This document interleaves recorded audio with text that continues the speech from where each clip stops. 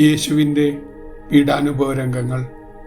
An Catherine എമറിച്ചിൻ്റെ ദർശനങ്ങൾ. അധ്യായം 7. പാദം കഴുകൽ. അവർ ഭക്ഷണമേശയിൽ നിന്ന് എഴുന്നേറ്റു.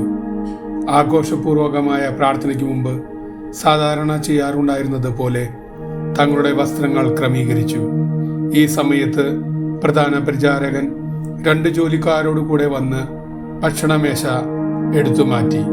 ഈശോ സ്ലിഹന്മാരുടെ മധ്യത്തിൽ നിന്നുകൊണ്ട് പ്രൗഢമായ ഭാഷയിൽ ദീർഘനേരം അവരോട് സംസാരിച്ചു. പ്രഭാഷണം മുഴുവൻ ആവർത്തിക്കാൻ എനിക്ക് കഴിയുകയില്ല. എങ്കിലും തൻ്റെ രാജ്യത്തെക്കുറിച്ചും പിതാവിൻ്റെ പക്കലേക്ക് പോകുന്നതിനെ പറ്റിയും അവരുടെ മധ്യത്തിൽ നിന്ന് താൻ എടുക്കപ്പെടുന്നതിന് മുമ്പായി അവർക്ക് എന്തു നൽകാൻ പോകുന്നു എന്നും അവിടുന്ന് സംസാരിച്ചതായി ഞാൻ ഓർക്കുന്നു.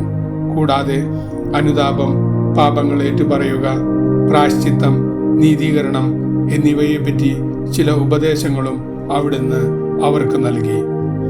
പാദം കഴുകുന്നതിനോട് ബന്ധപ്പെട്ടതായിരുന്നു ഈ ഉപദേശങ്ങൾ എന്ന് എനിക്ക് തോന്നി. യൂദാസ് ഒഴികെ എല്ലാ അപ്പസ്തോലന്മാരും പാപങ്ങൾ ഏറ്റുപറഞ്ഞ് അനുതപിക്കുന്നത് ഞാൻ കണ്ടു. ഈ പ്രഭാഷണം ദീർഘവും പ്രൗഢവുമായിരുന്നു. അത് സമാപിച്ചപ്പോൾ വെള്ളം കൊണ്ടുവരുവാൻ യോഹന്നാനെയും ചെറിയ യാക്കോബിനെയും യേശു പറഞ്ഞയക്കുകയും ഇരിപ്പിടങ്ങൾ അർദ്ധവൃത്താകൃതിയിൽ ക്രമീകരിക്കുവാൻ മറ്റ് അപ്പസ്തോലന്മാരോട് ആവശ്യപ്പെടുകയും ചെയ്തു. യേശു പൂമുഖത്തേക്ക് ചെന്ന് ഒരു കച്ച കൊണ്ട് അരമുറുക്കി ഈ സമയത്ത് തങ്ങളിൽ ഏറ്റവും വലിയവൻ ആരാണ് എന്നതിനെപ്പറ്റി അപ്പസ്തോലന്മാർ പരസ്പരം സംസാരിക്കാൻ തുടങ്ങി.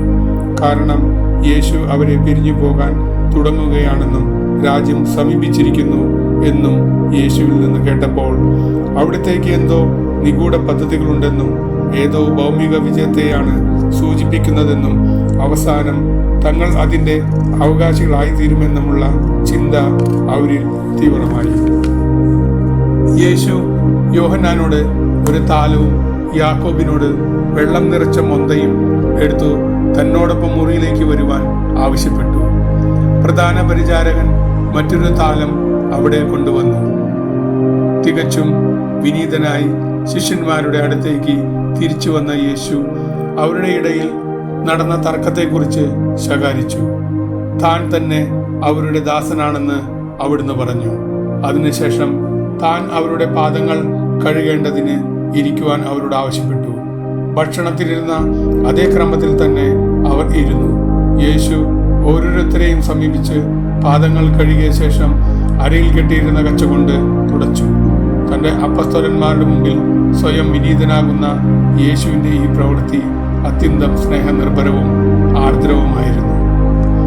പത്രോസിന്റെ അരികിലെത്തിയപ്പോൾ വിനയത്താൽ പ്രേരിതനായി തൻ്റെ പാദം കഴുകുന്നതിൽ നിന്ന് യേശുവിനെ തടയാൻ ശ്രമിച്ച് ആശ്ചര്യഭരിതനായി അവൻ ചോദിച്ചു, കർത്താവേ, നീ എൻ്റെ പാദങ്ങൾ കഴുകുകയോ? ഈശോ പറഞ്ഞു, ഞാൻ ചെയ്യുന്നത് എന്തെന്ന് നീ ഇപ്പോൾ അറിയുന്നില്ല, എന്നാൽ പിന്നീട് നീ അറിയും. ഈശോ പത്രോസിനോട് രഹസ്യമായി ഇപ്രകാരം പറയുന്നത് പോലെ എനിക്ക് തോന്നി. ഞാൻ ആരാണെന്നും എവിടെ നിന്ന് വന്നുവെന്നും എങ്ങോട്ട് പോകുന്നു എന്നും എൻ്റെ പിതാവ് വെളിപ്പെടുത്തി തരാൻ നീ യോഗ്യനായി. അതിനാൽ നിന്റെ മേൽ എൻ്റെ സഭ ഞാൻ സ്ഥാപിക്കും. നരക കവാടങ്ങൾ അതിനെതിരെ പ്രബലപ്പെടുകയില്ല. ലോകാവസാനം വരെ എൻ്റെ ശക്തി നിന്റെ പിൻഗാമികളോടുകൂടി ഉണ്ടായിരിക്കും. അവരുടെ ഇടയിൽ നിന്ന് താൻ എടുക്കപ്പെടുമ്പോൾ പത്രോസ് ആയിരിക്കും തൻ്റെ സ്ഥാനത്ത് നിൽക്കുക എന്ന് യേശു അപ്പസ്തോലന്മാർക്ക് വ്യക്തമാക്കി. പത്രോസ് പറഞ്ഞു, നീ ഒരിക്കലും എൻ്റെ പാദങ്ങൾ കഴുകരുത്. കർത്താവ് പ്രത്യക്ഷീകരിച്ചു, ഞാൻ നിന്നെ കഴുകിയില്ലെങ്കിൽ നിനക്ക് എന്നോടുകൂടി പങ്കില്ല. അപ്പോൾ പത്രോസ് വിളിച്ചു പറഞ്ഞു, കർത്താവേ, എൻ്റെ പാദങ്ങൾ മാത്രമല്ല എൻ്റെ കൈകളും ശിരസും കഴുകണമേ. ഈശോ മറുപടി പറഞ്ഞു, കുളി കഴിഞ്ഞവൻ്റെ പാദങ്ങൾ മാത്രമേ കഴുകേണ്ടതുള്ളൂ. അവൻ മുഴുവൻ ശുദ്ധിയുള്ളവനാണ്. നിങ്ങളും ശുദ്ധിയുള്ളവരാണ്, എന്നാൽ എല്ലാവരും അല്ല. ഈ അവസാന വാക്കുകൾ യൂദാസിനെ ഉദ്ദേശിച്ചാണ് അവിടുന്ന് പറഞ്ഞത്. പാദങ്ങൾ കഴുകുന്നതിനെ കുറിച്ച് പറഞ്ഞപ്പോൾ അവിടുന്ന് ഉദ്ദേശിച്ചത് നിത്യേന വന്നു പോകുന്ന തെറ്റുകളുടെ ശുദ്ധീകരണത്തെ കുറിച്ചാണ്. കാരണം എപ്പോഴും മണ്ണിനെ സ്പർശിക്കുന്ന പാദങ്ങൾ പ്രത്യേക ശ്രദ്ധ പതിപ്പിച്ചില്ലെങ്കിൽ തുടർച്ചയായി അഴുക്കാകാൻ സാധ്യതയുണ്ട്. ഈ പാദം കഴുകൽ ശുശ്രൂഷയ്ക്ക് ഒരു ആത്മീയ അർത്ഥമുണ്ട്. പാപമോചന കർമ്മത്തിന്റെ സ്ഥാനമാണ് അതിനുള്ളത്.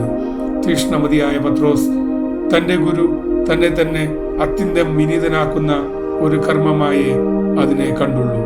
അവനെ രക്ഷിക്കാൻ വേണ്ടി യേശു അടുത്ത ദിവസം അപമാനകരമായ കുരിശുമരണത്തോളം താഴ്ത്തുമെന്ന് അവൻ അറിഞ്ഞില്ല.